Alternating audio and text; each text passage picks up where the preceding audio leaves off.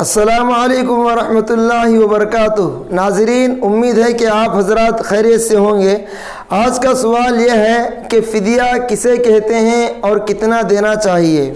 شریعت کا جواب یہ ہے کہ ہر ایسا مرد یا ایسی عورت جو بڑھاپے کی وجہ سے روزہ رکھنے کی طاقت نہ رکھتے ہوں، یا ایسا بیمار جس کی بیماری دائمی ہو، یعنی آگے چل کر شفایاب ہونے کی کوئی صورت نہ ہو، تو ایسی صورت میں ایک روزے کے بدلے میں ایک غریب آدمی کو 2 وقت پیٹ بھر کر کھانا کھلانا فدیہ کہلاتا ہے۔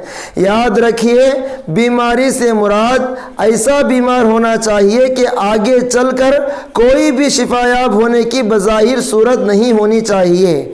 دوسرا سوال یہ ہے، اگر فدیہ دینا چاہتے ہیں تو کتنا دینا چاہیے؟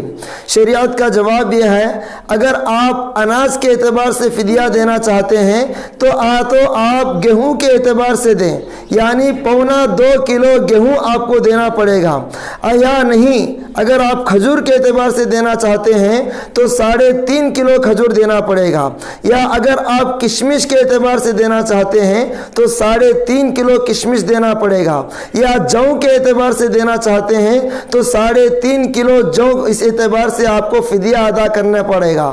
اگر آپ اس کے بجائے رقم دینا چاہتے ہیں، یعنی پیسہ دینا چاہتے ہیں، تو بظاہر عام طور پر گیہوں کے حساب سے جو لوگ فدیہ ادا کرتے ہیں، آپ کو چاہیے کہ اپنی حیثیت کے مطابق آپ جتنے مالدار ہیں، جتنی دینے کی طاقت آپ رکھتے ہیں، اس اعتبار سے یا تو آپ گیہوں کے اعتبار سے دیں، یا تو کشمش کے اعتبار سے دیں، یا تو کھجور کے اعتبار سے دیں، یا تو جو کے اعتبار سے دیں۔